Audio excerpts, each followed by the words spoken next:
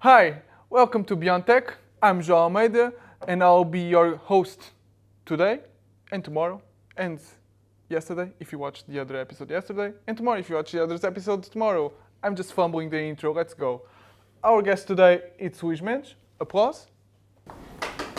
Thank you for having me, João. Luís Mendes is a platform engineer and system architect inside MB.io, and we'll be talking about AI in platforms. 2025 was a year that probably everybody just played around with prompts. And at the end of 2025, starting 2026, we're seeing like emergence of AI agents and everybody talking about orchestration of those agents. What was your personal, have you had a personal in the last 24 hours, a personal note where an AI agent or assistant helped you in something that probably last year or 2 years ago you said, this would be really hard if my AI sidekick would not be by my side?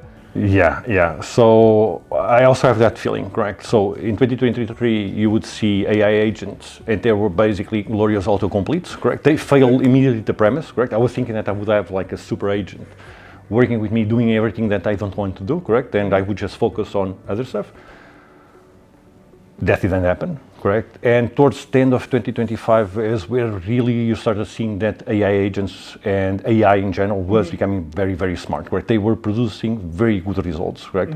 And one thing that I usually do is, towards the end of the year, I usually tended to learn a new technology, correct? And one thing that I was trying to focus is, I had a side project and I was trying to build a system. And I said, okay, let's do it. It's today that I'm going to learn Vue.js and I'm going to be the master of this, correct? I started fumbling with the design. It didn't lead me anywhere. I found a couple of tools. I started entering the Vive mode and I couldn't get enough of it, correct?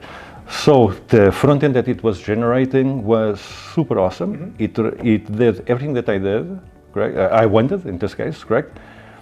And if you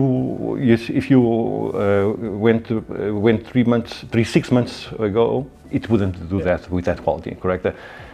The caveat that I can tell you is this was the first Christmas vacation that I didn't learn anything. I just learned how to prompt, correct? I ended up being so addicted to the output, correct, that I just focus on adding more features and things like that, correct? Obviously, I learned some things when it failed. But in the end of the day, yeah, so I can tell you that, as answering to you, yeah, this was the year that I saw. I was gonna ask you that because, so that builder part of our brain where we want to see the outcomes directly, sometimes does not align with our learning part where, for example, we talked about learning Vue.js, right? Did you, like you said, did you learn Vue.js? Or it was just the builder part, where the dopamine of the result coming in and just gathering and regenerating new UIs was like, this is awesome. And the next question is, then do we need to learn? Yeah, so that's a loaded question, right? So as I said, yes, I entered that rabbit hole, right, of getting addicted to the output, okay? So at least while the credits were lasting, correct? So I was just pushing forward, one feature after another, and even the AI suggesting better features or refinements towards the feature that I asked. Exactly. So it was just delivering. I went through there, and I didn't learn anything. If you asked me to do like a simple hello world in Vue.js, like to bootstrap that app, I wouldn't be able to do that, correct? So zero learnings on myself, correct? Exactly. So zero learnings there, and there is where it comes that this is now a new behavior pattern that we need to learn, correct? And as I said, I got addicted to output. I didn't do the thing that we ask developers in an environment, enterprise environment to do, correct? Is when you're asking the agent to do something, you need to ask it also to explain to you what was done and why it was done that way, correct? And then your mindset shifts from you doing the implementation, but you need to keep the understanding towards yourself, correct? You need to understand what was developed and why it was developed, correct? Because with that, if you don't do that, at that extra step, what's going to happen is I have zero ownership of my code, correct? And I wouldn't call it my code, the code that my companion developed for me, correct? I just have ownership of the business rules needed to build that, correct? And that's it. So that makes sense, and that makes sense where I'm going to ask you now and lead you now, because you led me first here, which is you talked about like the developers need to understand the why, but sometimes they won't and will just build it. Do you feel like now, because of AI, your usage of AI, but also teammates' usage of AI, so now juniors coding like almost like seniors, and so now you have to, your mindset, your mental bandwidth needs to focus more on not how to build it, but the why are we building this? We should always ask it, but do you feel now I need to be like more critical and more present on the why than before? Now that it's so easy to build something. Yeah, I'm just thinking about that, correct? Because that has different layers to that, correct?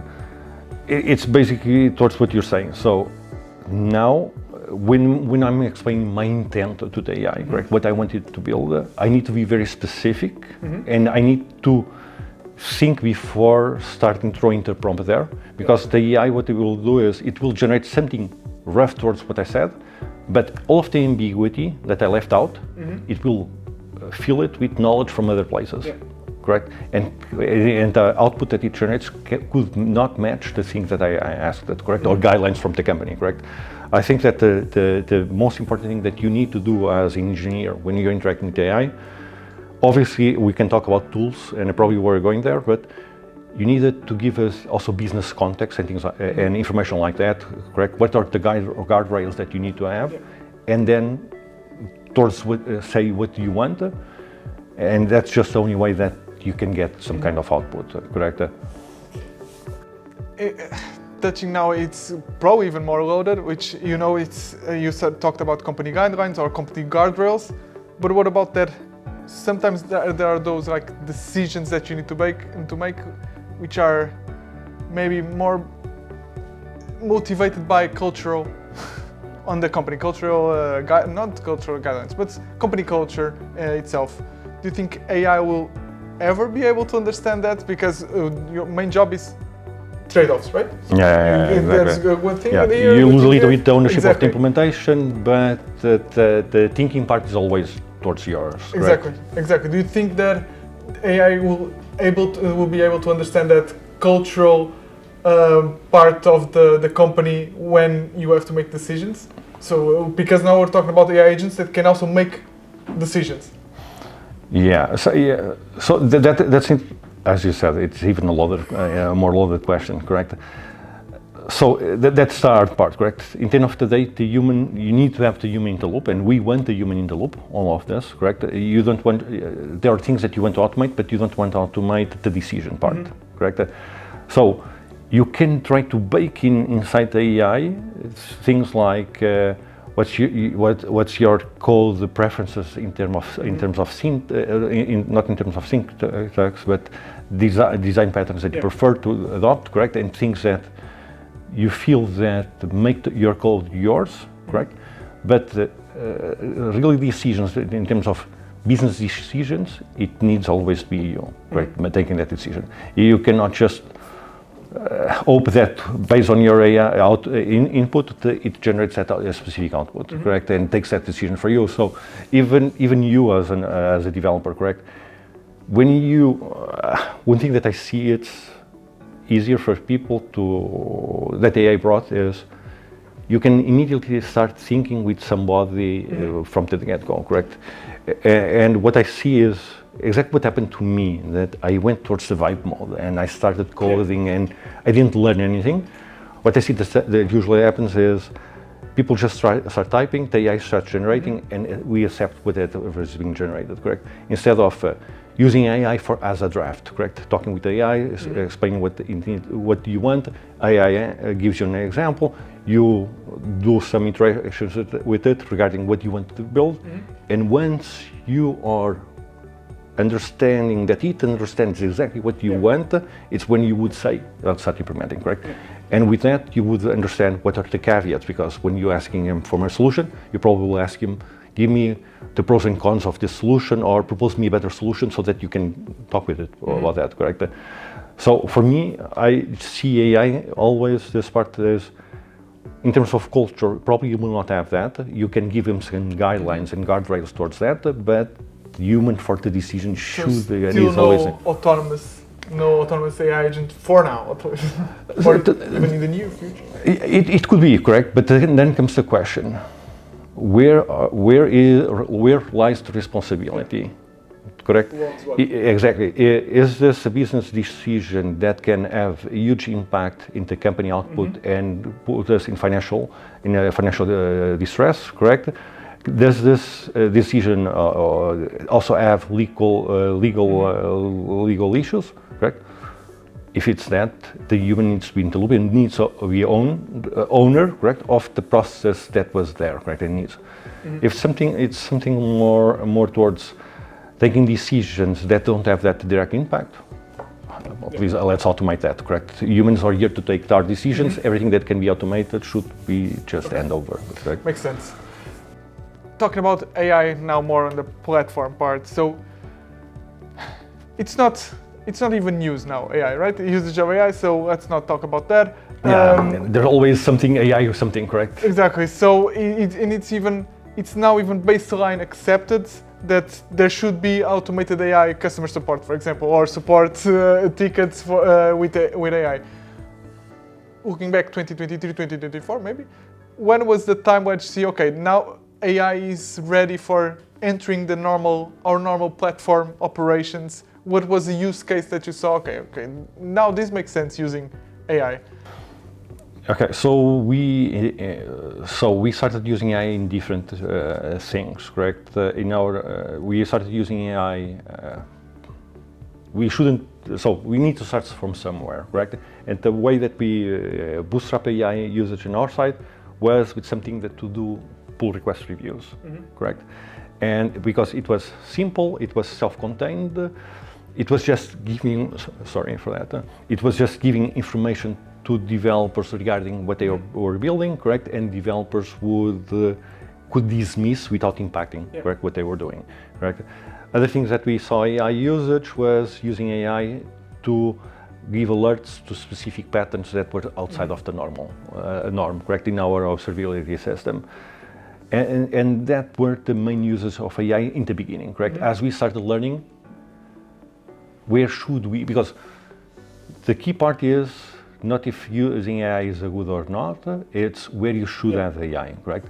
And now, also, what tools exist, because the ecosystem is always changing, correct? What can you adopt? Where does it make really sense, correct? It's totally different. Everything is different, correct? As we saw, 2023, it's basically a glorified autocomplete.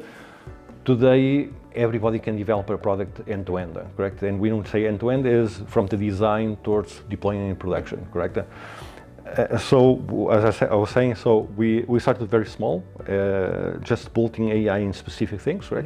Now we have AI mostly applied to the full CI/CD process or software development lifecycle, correct?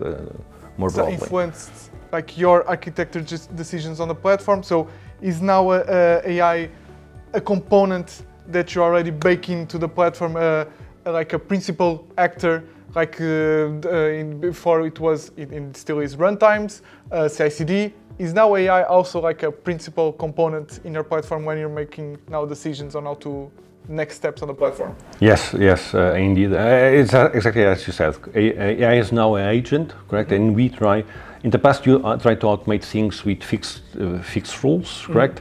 Now everything that we build, we try to understand, could AI do this in an autonomous way? Or is there a path that we need to have the human in the loop, correct? If it's an autonomous, and based on that, we now every time that we try to solve a problem or create a solution, we think we have always the AI in our back pocket, correct? Exactly. Where can we deploy it, or how can we use it, correct? As I said before, for example, when you in the software development life cycle, correct? How can you expedite the speed of the tests, running the tests? Probably you can use AI to just figure out what code was changed and what tests reflect that changes in the code, and just run the tests, correct? Exactly. And that would be a way to speed the process without increasing just the core CPU count and RAM, so that you can both test, correct? It's using AI to make this part more intelligent, correct? And then it's basically applying that kind of mindset towards the entire life cycle of every product that we do, correct? You talked about now that AI is now a prime component in the platform, but AI has that tiny little bit of issue that it's not predictable, right? You talked about those hard rules, which in some parts are cons, and now AI is more flexible, but sometimes they're good in a platform, right? Yeah. Like, and you know more better than I, platform needs to be rock solid, right? It needs to show that it's here, it's not gonna lose, Exactly. it's not gonna be lost, it's not gonna go down, but AI changes a little bit that mindset that you have to do. So how do you balance like that experimentation with generative AI, but also keeping the platform rock solid and still the major focus on reliability? I would say, and thinking now about that question, correct, like formalizing the answer towards that question, correct, I would say not that different from any other system, correct? AI is a system, is a tool, right? And when you're baking or designing a solution, you're already baking that when you design a solution, if it fails in a contained way, correct? So for AI, when you're developing AI or designing AI to do something, automated something, correct? By default, you need to define what the guardrails, correct? And understand that it's not a question that if it fails, that it's going to fail, and if it fails, how can you minimize that impact, correct? So it's designing towards all of that pattern, correct? As you would design any other sort of system, correct? The only thing here, the only caveat here that I would see, and this is thinking on top of my head, correct, is probably not allowing AI to do mutations in production, correct? That would be probably a golden rule towards that, correct? Because it's also one thing interesting, right? You need to gain confidence on the tool. And for that, the tool needs to detect or succeed in 99% of the cases, so that you are confident that you can start opening the scope of the tool, correct? I said even minutes before, so not allowing mutation in production. Who knows that after lots of tests, lots of things that it then does it right, you allow it in production, but once again, allowing it in production with then certain guardrails, correct? Okay, that makes sense. So it's trying to limit the chaotic nature that is already AI. So it's like any other system. So yeah, it can fail. AI a little bit more unpredictable, but try also always to self-contain that chaotic nature in a reliable exactly way. As you would do also with any human, correct? Because humans, you can have processes and everything else, and humans also fail, correct? So it's basically treating it as any other part of the system. We're just saying that humans are robots, so okay. Again, so then you have now the tough job of trying to maintain that reliability of your systems, while also generating that, experimenting with Gen AI. And you talked about you have to have confidence on AI. But if the platform already provides or uses AI, then you also have to give that confidence to your users. So it's not only the platform team that needs to have confidence on AI, then you also have to make your teams also confident on AI. Do you have any let's see, rule book on how to, or is just let's start with unprod, let's see how it works? So you're right, but I think that there's something that's innate to the way that the platform works, correct? It's when the platform presents a solution, usually it's already rock solid, correct? And then the platform just says, apply this in production, apply this in non-production, or both environments, correct? So when the platform presents something and says this is a global, generally viable, people already trust the platform, correct? That's also why we can never experiment, we can do lots of things, but towards I was going to say our clients, our product teams that work with us, that's where we cannot fail, correct? Yeah. And then comes, and when we present this AI solution, obviously people will look at it with a little bit, okay, this can fail or whatever, but we, as the platform, have the responsibility to have already created the guidelines, a guardrail, sorry, and if it fails, we'll fail in a contained way, correct? So it's basically campaigning on the trust that the people deposit to us, deposit in us, that people use the AI tools and things that we give them in a more, how do you say, willing way, correct? Because one thing that's interesting is people overly trust AI, correct? And we want them to do that when it's something given by us as a tool, correct? We don't give them the API access to the model directly, right? So you already just, because almost like a bank, because you already trust the platform, you have to have the platform has to have the extra work of not ever trusting that trust. Did it ever happen with some AI product? Yeah. So we are talking about the best things in the world, correct? Things that just run well, correct? And the problem sometimes is it's not that something fails, it just defeats a little bit the expectations, correct? And for example, we were talking about some tools that the platform started, and one of the tools that we started was the PR review tool, correct? That I recall very well. The tool was quite good. So the tool had baking agents, correct, or personas, if you want to call it, and there was a security persona, a developer persona, architect persona. And basically, on each pull request that the developers team opened, that agent will come in, do a review, and say things that could be improved, correct? What was the problem? The tool was over verbose, correct? Sorry for that. And what we figured out from our developers is they started disabling the tool on their own pull request reviews, not because there wasn't a value on what it said. The problem is the things that it said some of them were super obvious, correct? And people were just already ignoring them, correct? And this doesn't matter. The other things it was distracting, correct? They wanted to see the comments of the real humans, correct? And they just see tons of text there, correct? Even when we tried to allow the tool to add custom instructions, it was still too verbose. And we ended up now not decommissioning the tool. The tool is still in use, but we are now redesigning the tool to have a better approach, correct? It will have an agent that will just understand the importance of the comments and just add comments that are really, really relevant for that project, correct? Exactly.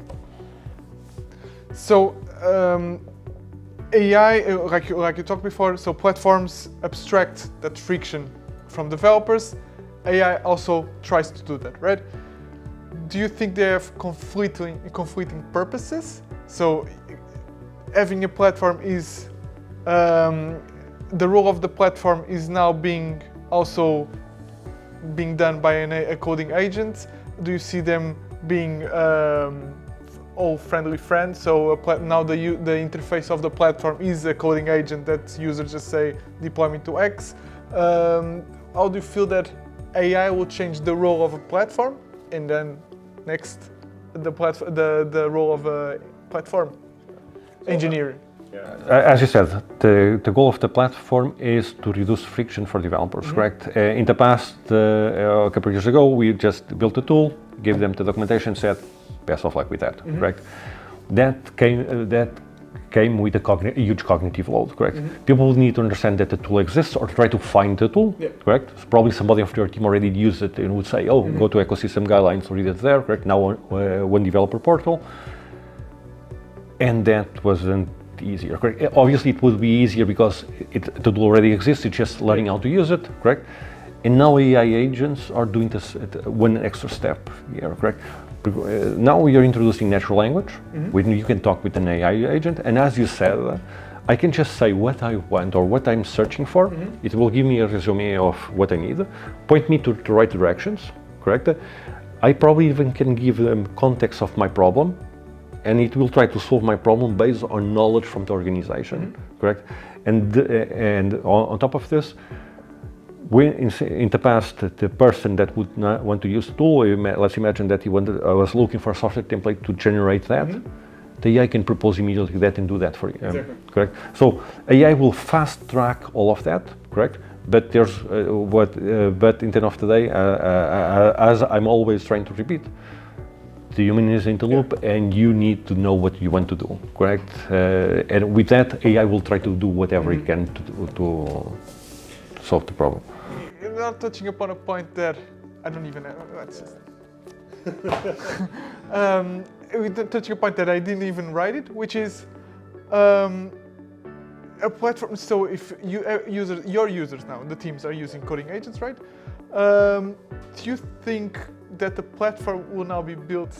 Is changing the role of the platform now for their users to be agents and not the humans? Like you said, humans are always in the loop, but is now the first user that needs to interact with the platform an AI agent? So all your docs need to be easily consumable by coding agents, or do you still think no? Humans are still the priority, and AI agents need to find a way to. So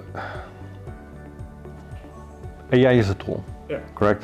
The center focus is always humans, correct?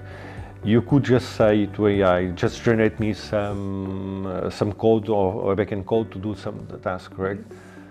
But in reality, what you want to say to the AI agent is generate me code to do this task, make it maintainable, easier understood by humans, and things, and cater towards humans. So everything here should be catered towards humans because AI is a tool and can be easily replaced by another tool, correct? What you need to do as a platform is when you're generating these kinds of artifacts, correct? Information, as you said, you need now to add extra metadata to make it easy also to AI to index and learn the semantic context and value that's in that information, correct?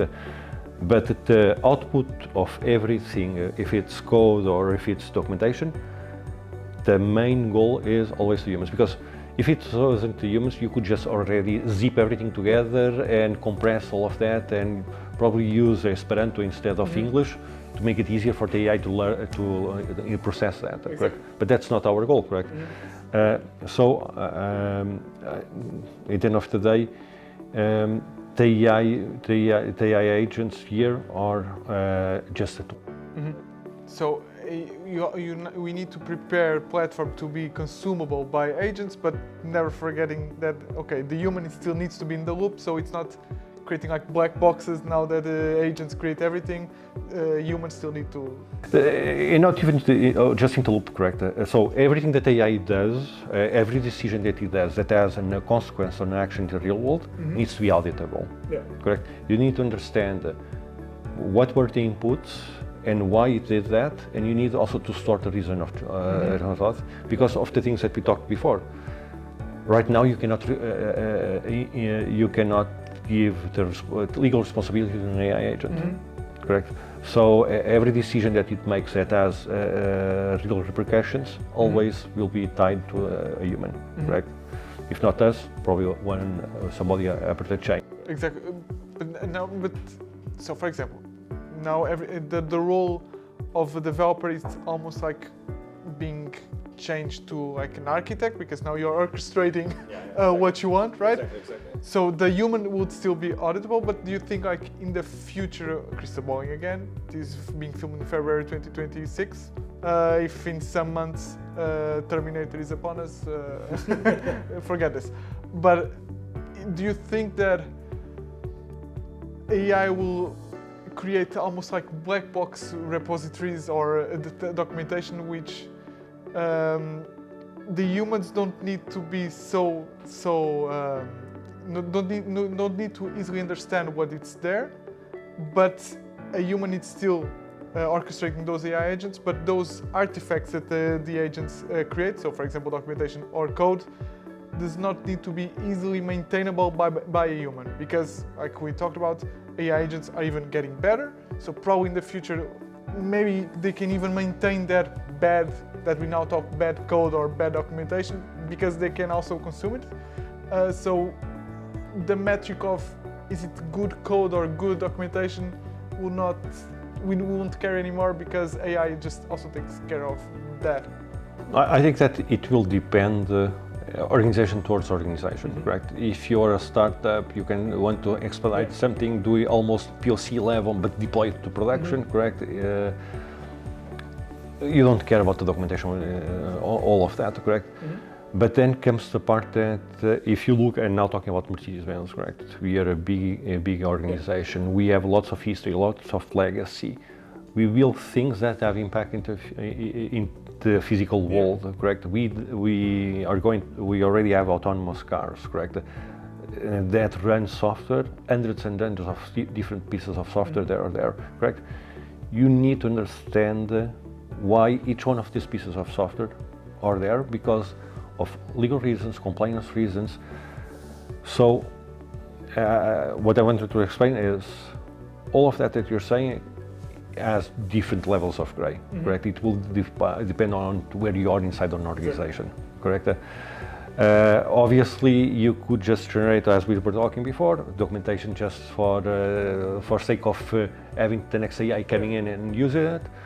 But then when you need to debug or understand something, the humans will always have a problem there. Exactly. So the focus should be on humans, but then that also depends on who wants to do the right thing or not. Exactly. Exactly.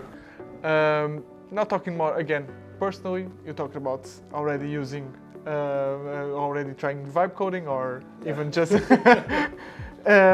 but also I'm touching a point that I also like to talk about. We also touched in another interview, which is on education, right? How does AI will touch upon now education for the next developers, next engineers, next anybody from a product team? Because we're talking about it's a tool, yes, but also not going into the LinkedIn hype, but it's a really game-changing tool.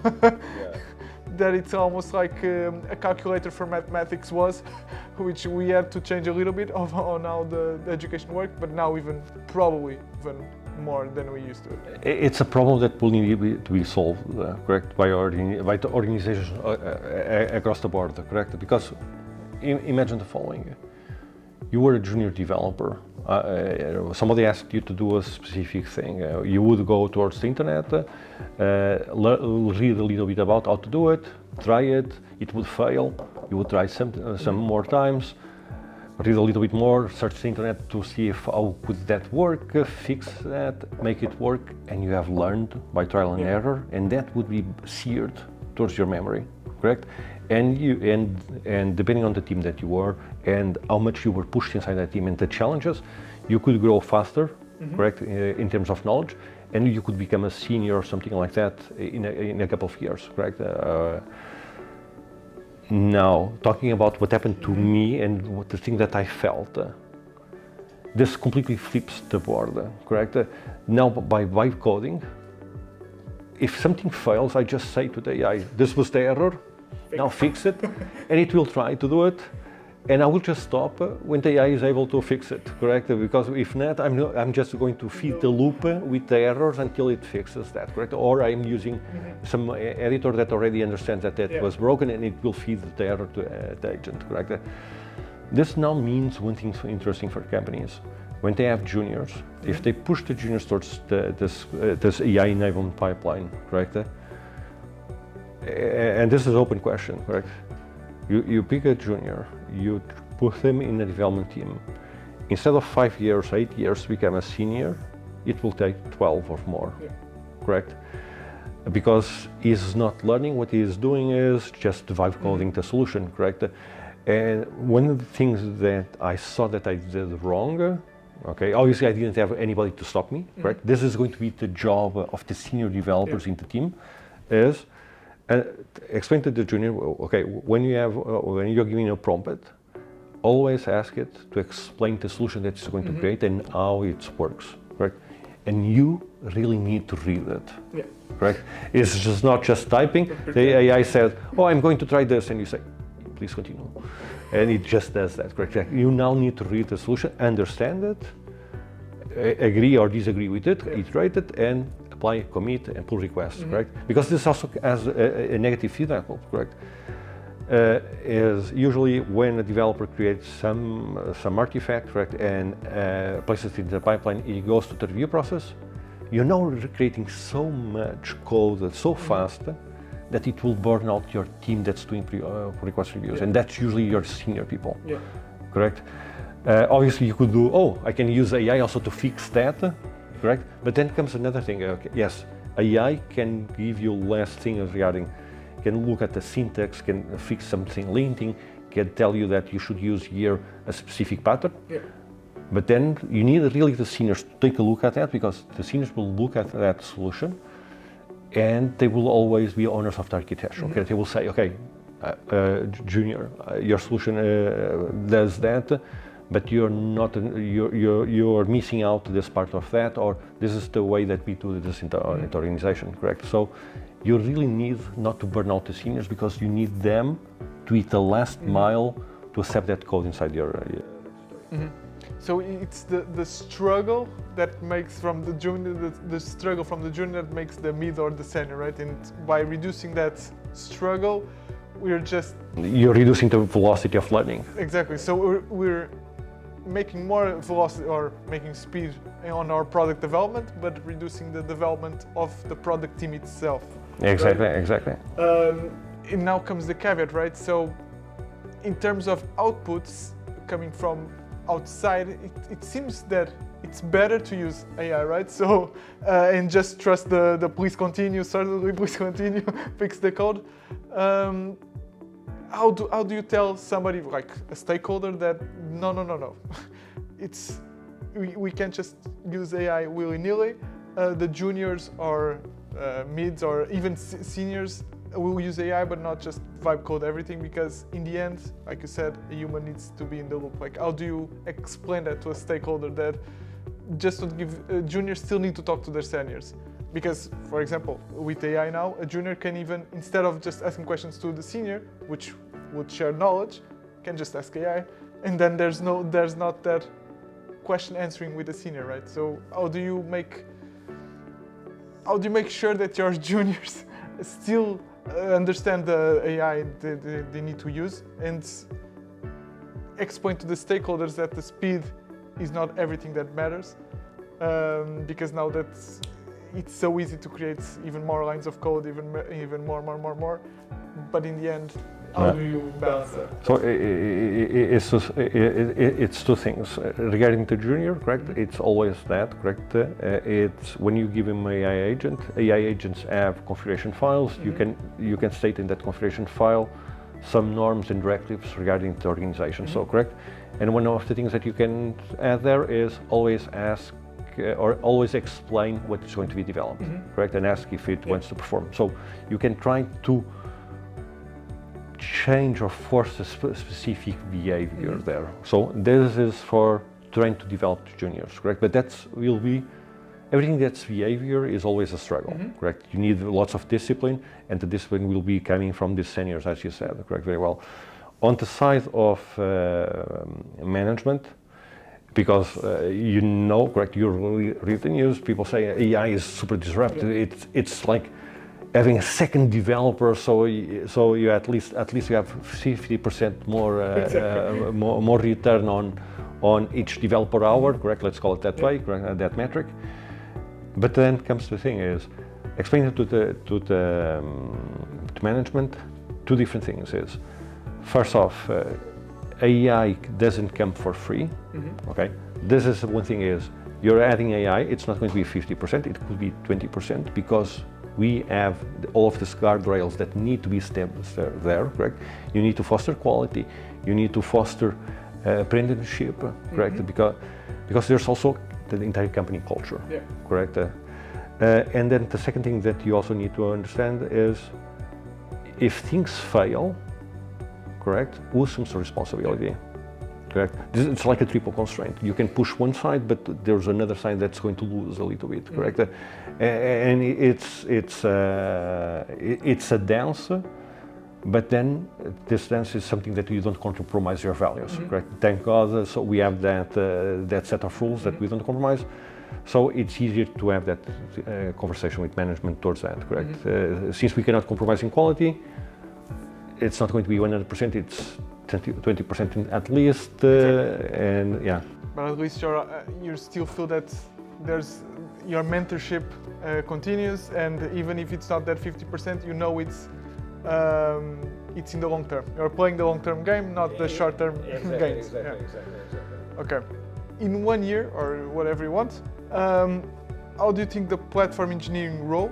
So even cloud ops, not exactly just, but cloud ops in the platform engineers, SREs in platform, developers in the platform. So the platform engineering role as is will change with the advent of AI agents and so on. For example, before we had the separation of roles of cloud ops didn't develop, or everybody did, even Terraform is code. But you understand what I mean. So not declarative languages, but also not usual programming languages. How do you feel that platform engineering role will evolve down the road? Do you think it will just, instead of just being a platform engineering role, will just be probably just everybody's a back-end or front-end or even software developer inside the platform? It's just another product team. So placing it that way, it would mean that hard skills don't matter anymore. Correct. Or at least start getting less. So exactly. So we are going one or two steps upper the ladder regarding hard skills, correct? Towards abstractions. Yeah. So I really believe that still going forward, correct, you will need to have specific core competencies, because once again, as I said, trust, correct? How much do you want to trust the output without validating it, correct? If you are not an expert in a specific thing, the output of the AI would probably seem super awesome, implement it, and down the road you say, oh my God, what did I do, correct? And you now need to revert it, and the platform doesn't have the luxury to revert that much its decisions, correct? There are things that can impact products towards the millions, correct? So I believe that what's going to evolve in terms of the platform is people will be able to do more, correct, and do things that they didn't do in the past, correct. Me, I can do more infrastructure, and I can try it because AI makes that completely easier, right? I just need to have high-level concepts of what I want, correct, and that will basically leverage the knowledge inside the team. Correct, and the confidence of the team touching every part of the platform. Correct. Now you have only some silos depending on which precise understanding you need. Now you don't need that. Correct. Somebody can do whatever they need, and then when comes a pull request review, the expert just goes there and says, yes, this sounds awesome. Let's go to that, or it will just comment, say, we should refactor this, let's have a meeting, or let's change this ADR because there's missing some things there. Right? Yeah, the database URL is public, please. Exactly. So I think it will leverage the playing field for everybody. So everybody will become a developer, everybody will become a cloud ops, everybody will become a backend or an SRE in this case, correct? But core skills will still matter, correct? You will need to have at least one very good cloud ops, one very good backend engineer, one very good SRE. But do you think like those hard skills are losing a little bit of importance, and the soft skills are gaining a little bit of track? For example, that critical thinking of not believing everything that AI says. It's behavior, correct? Behavior starts mattering more also, correct? If you don't give the AI a better prompt, but trying to remove all of the ambiguity, it will generate something that's not useful in your system, correct? I really believe so, correct? Soft skills will matter more, correct? and we'll need to become more front and center, but towards hard skills, it's going to basically leverage everybody. And then to end, talking about soft skills, what do you think will be the most important soft skills? Probably, like you talked about, not trusting everything, so critical thinking perhaps, but what do you think is the soft skill that will matter more on now we're talking about platform engineering role, but even engineering roles going forward with the advent of coding agents, even more reliable coding agents? I think it's critical thinking. It's going to become even more important, correct? Because so I see lots of people just copy and pasting prompts from placing the prompts, placing it there, and over agreeing with output that's being given, correct? And what the thing that you need always to understand is you really need to read the output, correct? For AI will 99.9% of the time will probably do it right or do it working job. But that time it's going to cost you, correct? And once again, the responsibility is always on your side, correct? So you need to really understand that.